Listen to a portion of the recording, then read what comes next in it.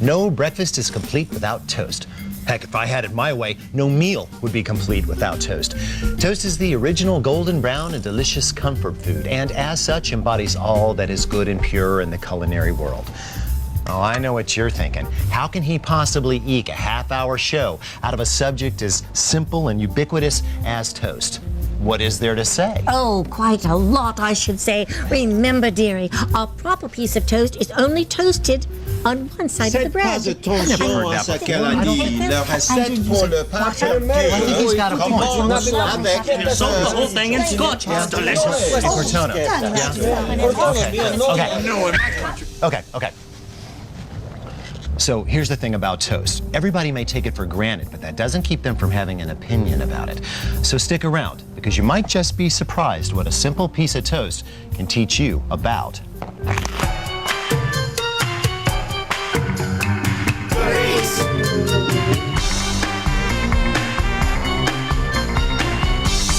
The perfect slice of toast possesses an evenly browned, crunchy exterior and a warm, slightly moist interior. Creating this requires exposure to temperatures in excess of 310 degrees Fahrenheit. At that point, starches and sugars begin to decompose and turn brown. Science types call this the Maillard reaction. Me, I call it golden brown and delicious. Of course, to produce it, we're going to require some specialized technology. The first electric appliance to mass populate American homes was indeed the electric toaster. Released in 1908, it was really nothing more than a metal body, a couple of hinges, and some wires, but it housed the newfangled chromium nickel resistance wire, which applied the heat. Now, all the early machines were strictly manual. There was basically a little door or a rack that held the bread up against the wires, and then you had to flip it over and toast the other side if you wanted both sides toasted. Very, very, very manual. A few machines had interesting little racks for easy flipping, but still, if you didn't pay attention, you'd set your toast on fire and burn down the house. Luckily, 1926 saw the birth of the automatic pop-up toaster machine, which housed a mechanism which could not only time the cooking, but would turn off the machine and pop up the bread when it was done. Although the pop-up toaster was indeed a boon to breakfast lovers, the golden age of toasters would have to wait for one more technical development. In 1930, the Continental Baking Company invented sliced bread, the best thing since itself. Today, toaster collectors shell out big bucks for rare specimens. There are toaster collector clubs, websites, there's even a toaster museum. When shopping for a new toaster, please do not be seduced by looks. The best looking machines are usually the most expensive machines, and oddly enough, they usually don't make very good toast. So here are the important things to keep in mind. Number one, what is the toaster made of? It's metal? Well, metal's very, very pretty, but it's really hard to keep clean, and it has a tendency to get hot during toasting. I got a 4-year-old. I don't need that kind of trouble, which is why I like plastic. It stays cool to the touch. Next question, how many slots? You can have 4 slots, you can have 2 slots, or a single slot.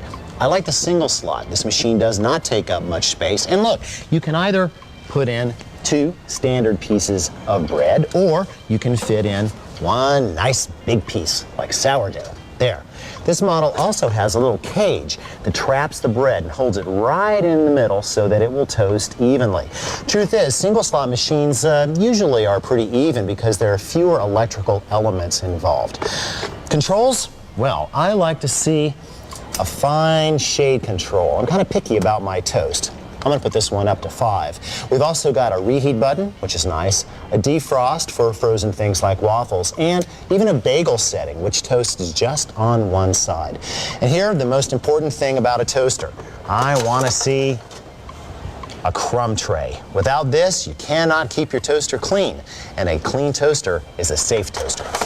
So, if you like your toast plain and you like it on a regular basis, you could do much worse than following these specs. However, if you'd like to have a little more freedom to play, you might consider another option. With a decent toaster oven in your possession, not only can you toast plenty of plain toast, you can toast cheese toast or, well, heck, any other kind of toast you feel like. If you've got a good one, you could even broil a steak. And check this out. Some of the newer models use a combination of light and infrared to heat up about, 100 times faster than the old resistance coils. I think I'm in love. Dearie, you really should keep the toast in a rack to keep it from getting soggy. And this marmalade simply is not up to snuff. Lady, truth is, I don't much like marmalade. Excuse me? No, excuse me.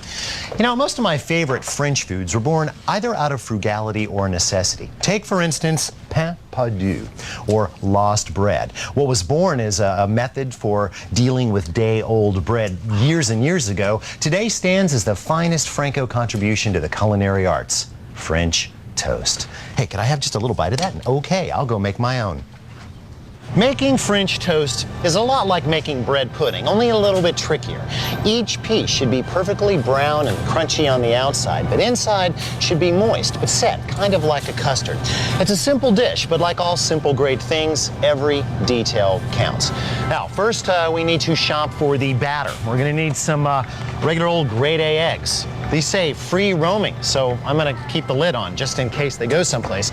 We're also going to need some half and half.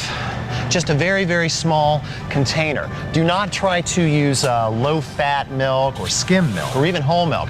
They've got too much water in them and not enough fat or protein. For the batter, you're also going to need some honey of your choice, a little bit of kosher salt, and half a stick of butter. Hey, what can I say? It's French. Now, on to the really important stuff.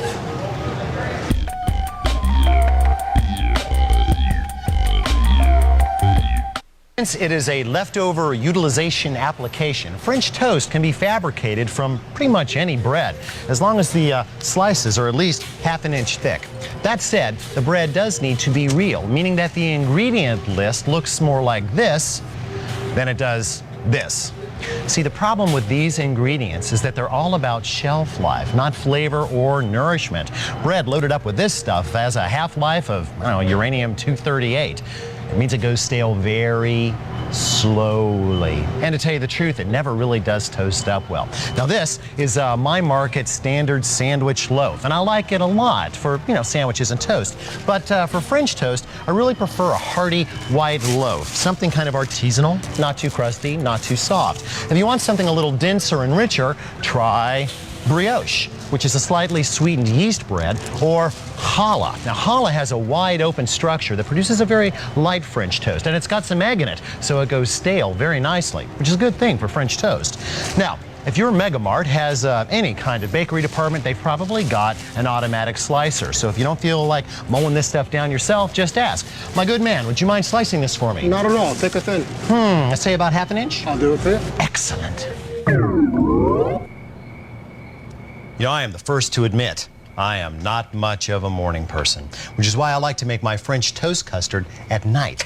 There are plenty of advantages. For one thing, I won't have to do it tomorrow. For another thing, the custard will probably taste better because mature custards usually do.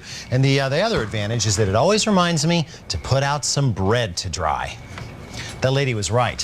Toast racks are very, very nice, especially when you make them out of, 3 cents of wire. This may be the most important step in making French toast, okay? Fresh bread will just fall apart when the batter hits the pan. Stale bread soaks up plenty of custard while remaining sturdy. Just make sure, 8 hours, minimum. I mean it. Now, come on. The custard will start with 1 cup of half and half. To that, we're going to add some honey. Oh, and I like to put the honey in the microwave for a few seconds because it's easier to work with and it integrates better into the custard. I'm just going to kind of eyeball 2 tablespoons here. 1, 2.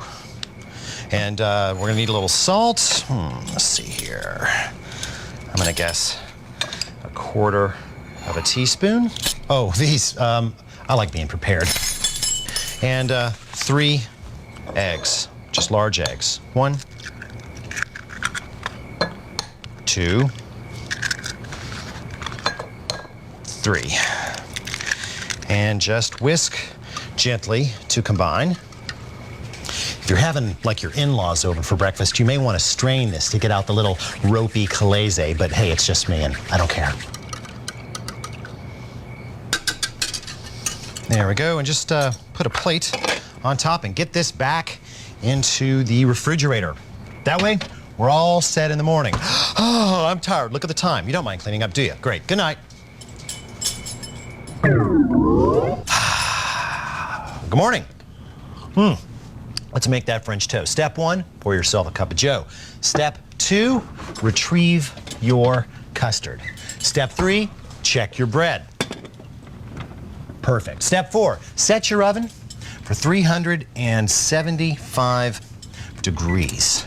Step 5, make sure that you've got a rack in the middle or just above the middle. Why? Because we're gonna bake on it. Why bake? Well, look at it this way. French toast, when it's good, is crispy on the outside and creamy on the inside. The best way to ensure that is to cook it twice, once in a pan and once in the oven. You're gonna need a rack to do some draining, and you're gonna need a pan to catch some stuff. You're also going to need one pie or cake pan. Pour the custard in the pan and drop in the first 2 pieces of bread. There. Now let those soak for 30 seconds on each side. No more, no less.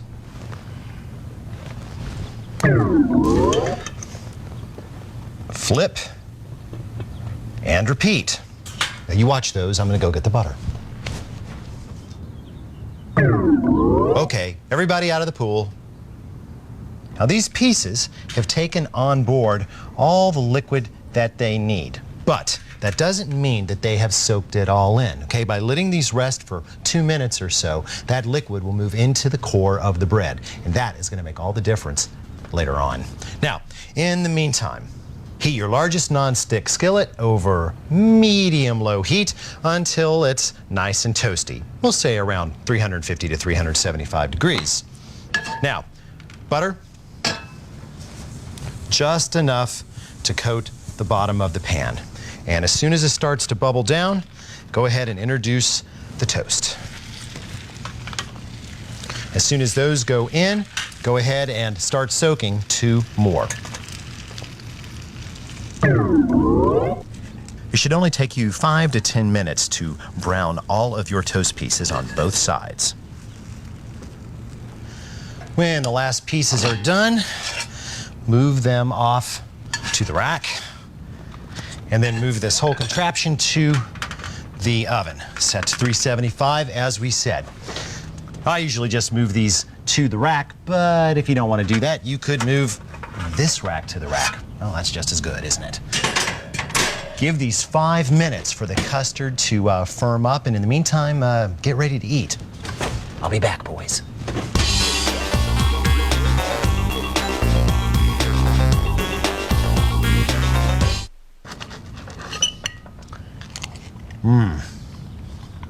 Now that is good eats. As you can see, I'm kind of a minimalist. I just go with the maple syrup, but you could certainly go with fresh seasonal fruit, maybe some powdered sugar, some nice whipped cream. Anyway, it's delicious. So you've probably noticed that I've only got 2 pieces here. Where are the rest? Take a look. What I've got here is a regular old household heating pad, you know, like you put on a sore back. I've got it turned to warm. On top of that, got a nice clean tea towel, my pieces of French toast, and a pan turned on top. This way, I can keep the pieces of toast perfectly warm without them getting soggy or drying out for about an hour. Not that they'll last that long. Now, excuse me.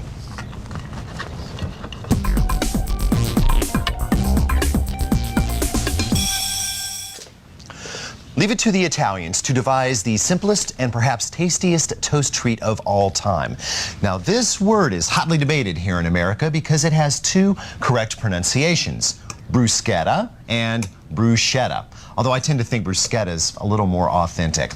Now, the other misconception we have about bruschetta is that it should be piled high with toppings, as if it were some kind of mini pizza. Ask an Italian, and an Italian will tell you, Bruschetta! Tutto dipende da come la tosti. I have no idea what he said, but I think it came down to simplicity counts. But that doesn't mean details don't. They do, especially thickness. What you want to do is take a narrow Italian or French loaf and cut it on the bias no more than 3/4 of an inch thick. Any thicker and the outside will burn before the inside is cooked through. Now, why on the bias? Physics, my friends. It's a lot easier to bite through a hard piece of crust on the diagonal than it is on the vertical. And bias just kind of looks better on the plate. Now, roughly translated, bruschetta means to roast over coals. But 4 out of the 5 Italians I talked to said they either do this under the broiler in their regular oven, or they turn to a tool that fits nicely in most tiny European kitchens, our friend the toaster oven. 2 minutes per side should do the trick, but remember, toast can go from darn good eats to DOA, lickety-split, and by the time you smell burnt toast, it's too late, so keep an eye on it.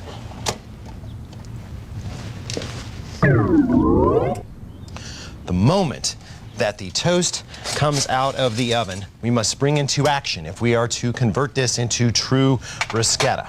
Because I am told that the real difference between one and the other comes down to rubbing this with a piece of garlic while this is still piping hot. Just cut the garlic in half and just rub it right on there until, sorry, it's kind of tricky. Just rub it on. You know what they don't tell you is how you're supposed to keep hold of a little piece of garlic. Grazie. Who says you have to use 1 clove when you've got this? Just cut a head in half. Hey, that's nice.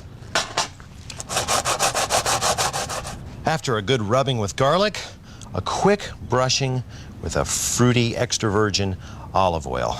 Then a sprinkling of coarse salt, a couple of grinds of pepper, and you've got real garlic bread. Okay, if you have to add something else, I'll allow arugula and maybe a few tomatoes, but that's it.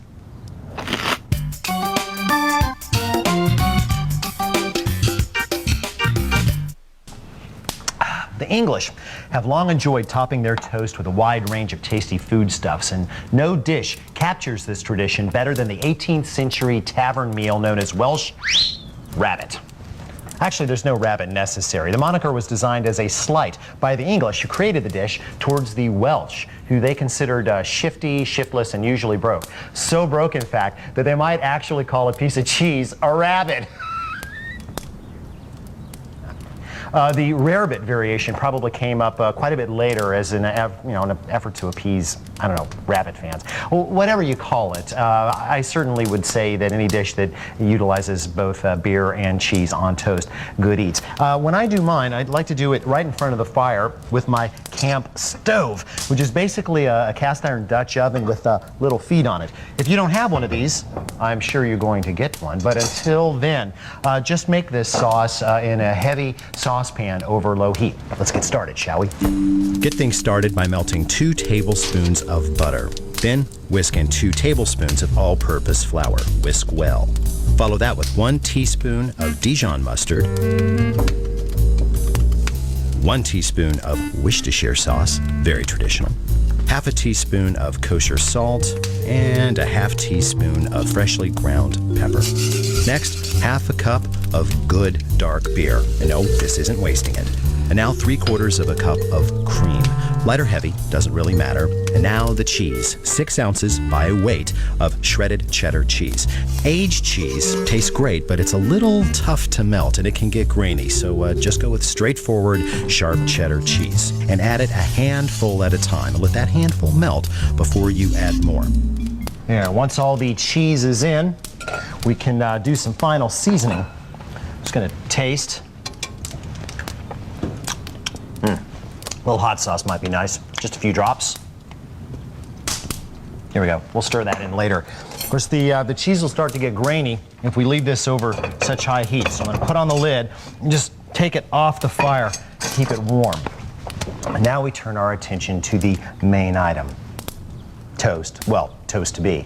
I like rye bread, and you can use it as thick as you want to cut it. This is just plain old sandwich cut. And I've put mine on, that's right, a toast fork. Not only a toast fork, a telescoping toast fork, which is excellent for turning toast.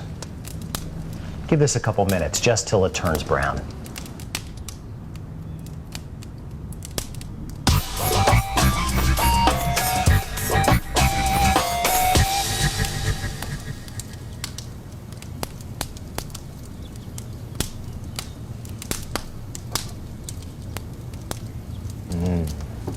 The real secret to success here is to not let the sauce get too hot, okay? If it comes to a boil, it's going to be grainy. The other key is to not let the toast get too hot.